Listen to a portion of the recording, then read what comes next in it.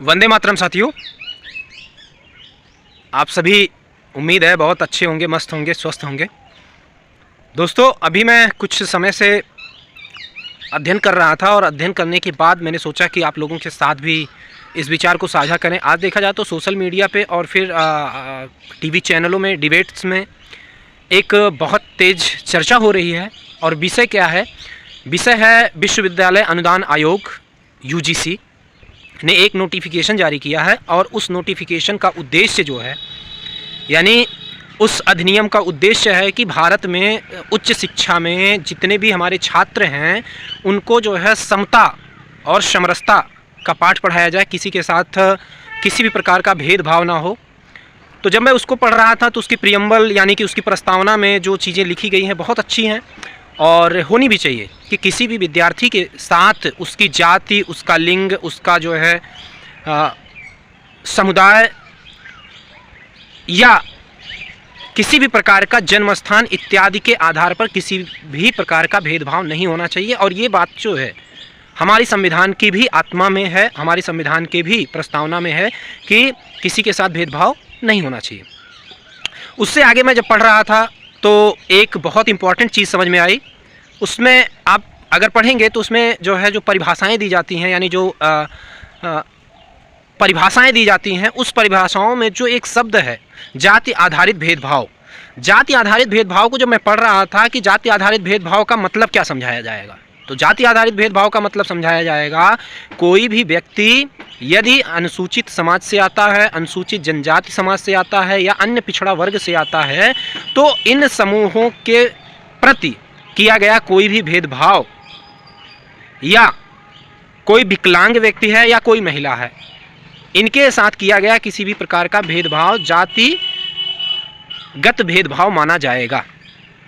अब समझना यह है कि जातिगत भेदभाव को इस प्रकार से डिफाइन किया गया है कि यहाँ आप देखेंगे कि सामान्य वर्ग का कोई व्यक्ति जो सामान्य वर्ग में आता है, यानी जो जातियाँ सामान्य वर्ग में आती हैं, यदि उनके साथ किसी भी प्रकार का भेदभाव होता है, उनके साथ किसी भी प्रकार का भेदभाव होता है, तो वो भेदभाव जो है जातिगत भेदभाव नहीं माना जाएगा।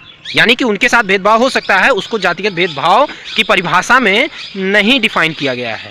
उसके बाद जब मैं थोड़ा सा और आगे बढ़ा और जब मैं थोड़ा सा अध्ययन किया तो और अध्ययन करने के बाद एक चीज़ और बहुत अच्छी समझ में ये आई कि यदि कोई भी व्यक्ति जो है सामान्य वर्ग के अलावा यदि कोई जो है ओबीसी, एससी या एसटी अगर किसी भी प्रकार की शिकायत करता है तो उसकी शिकायत को एक्सेप्ट किया जाएगा और उनकी गोपनीयता भी बनाई रखी जाएगी यदि वह अनुरोध करता है तो। यानी कि उसकी गोपनीयता बनाई जाएगी, यानी कि आरोप लगाने वाला गोपनीय रहेगा, लेकिन जिस पर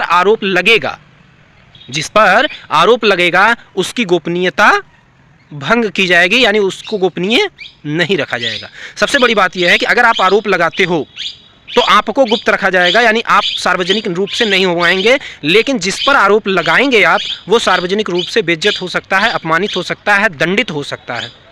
तो एक तो यहाँ जो मुझे कमी दिखी वो कमी ये समझ में आई कि मतलब जो है आप आरोप भी लगा रहे हो और आप जो है अपने आप को जो है सार्वजनिक भी नहीं करना चाह रहे हो।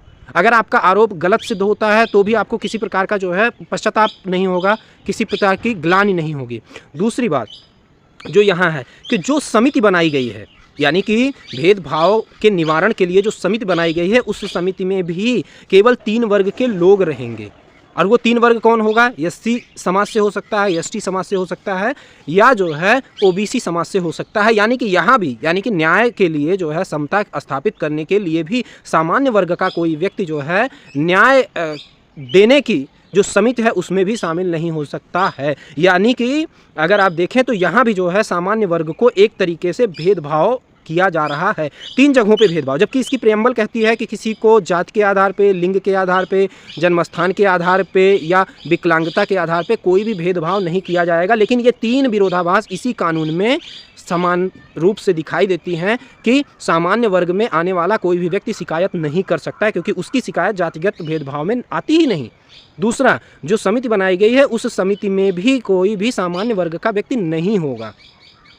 ठीक है, तो यहाँ शिकायत करने में भी सामान्य वर्ग को बांट दिया गया है, निकाल दिया गया है, यानी कि आप का साथ भेदभाव हो ही नहीं सकता।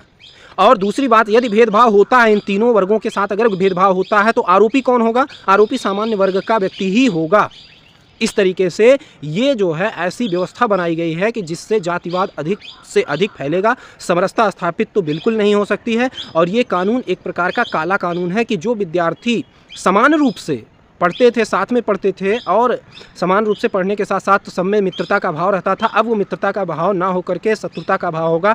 देश की भावना पैदा होगी कि किससे हम मित्रता रखें और किससे ना रखें। अब सामान्य वर्ग का व्यक्ति सामान्य वर्ग से ही मित्रता रखना चाहेगा, क्योंकि हर उस व्यक्ति को एक प्रकार से डर रहेगा, क्योंकि आरोप लगाने वाले की गोपनीयता भी बनाई रखी जाएगी। यानी आरोप लगाने वाले को ये सिद्ध नहीं करना है कि मुझ पर अत्याचार हुआ है, बल्कि उस व्यक्ति को सिद्ध करना पड़ेगा जिस पर आपका आरोप है। तो ये देखा जाए तो एक प्रकार का काला कानून है, और इसको जो भी पढ़ेगा उसको समझ में आएगी कि भाई सामाजिक समरसता और सामाजिक न्याय की अगर बात कर रहे हो तो सामाजिक न्याय से एक वर्ग को वंचित कैसे किया जा सकता है? सामाजिक न्याय तो सबके साथ होना चाहिए ना।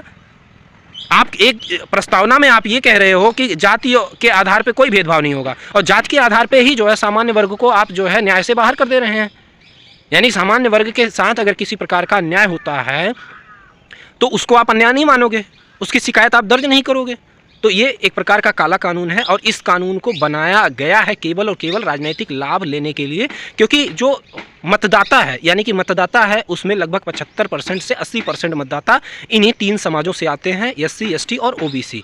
तो जनरल कैटेगरी यानी सामान्य वर्ग से जो जातियाँ आती हैं वो 20% मतदाता होती हैं। और जो है बीजेपी की वर्तमान केंद्रीय सरकार ने जो अपने आप को समरसता का जो है पुरोधा मानती है, समाज को एकजुट करना चाहती है, सबका साथ सबका विकास करना चाहती है, उसने इस तरीके से समाज को तोड़ने का प्रयास किया है, जिससे समाज और विखंडित होगा और विद्यार्थियों में रोष भावना आएगी। एक रूपता, एक रसता और समरसता की बात तो दूर, आपस में विद्वेष की भावना पैदा होगी, और ये जातिगत भेदभाव जो है समाज को तोड़ने वाला है। अतः हम उन सभी लोगों से कहेंगे कि जो इसका निर्माण किए हैं उन नेताओं से कहेंगे, और भारतीय जनता पार्टी में लोकसभा में, राज्यसभा में और भारत के जितनी भी विधानसभाएं हैं, विधान परिषद, उसमें जितने भी ब्राह्मण, क्षत्रिय, बनिया और इसके अलावा जो है सामान्य वर्ग में अन्य राज्यों में और बहुत सारी जातियां जो है सामान्य वर्ग में आती हैं, उन सभी नेताओं से मैं कहना चाहूँगा आप अपने साथ जो है जो चुप्पी साधे हैं सदन में बैठ करके ऐसे कानूनों को जो है आप हवा दे रहे हैं,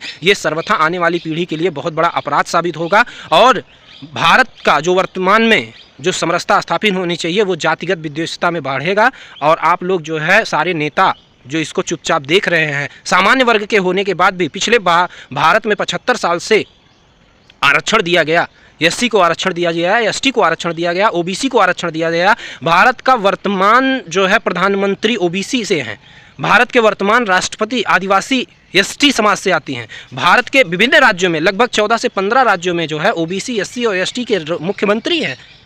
उसके बाद भी अगर ऐसा आरोप लगाया जा रहा है कि जो है एक विशेष वर्ग जो है केवल सबको दबाया हुआ है, तो आप समझ लीजिए ये किस षड्यंत्र का शिकार है। वही बांटो और राज करो, डिवाइड एंड रूल का पॉलिसी जो अंग्रेज़ों ने भारत के लोगों को बांटने और तोड़ने के लिए लगाया था, वर्तमान की केंद्रीय सरकार यही काम कर रही है और इसी से जो है वो सत्ता में बने रहना चाहती है। अगर ये बातें आपको समझ में आती हैं, अगर आपको कुछ लगता है तो आप भी टिप्पणी कीजिए और अपना भी विचार व्यक्त कीजिए, क्योंकि गैजेट को पढ़ करके अगर आप बात करेंगे तो ही आप सही और सटीक जानकारी व्यक्त कर सकते हैं। आप सभी को जय हिंद, वंदे मातरम।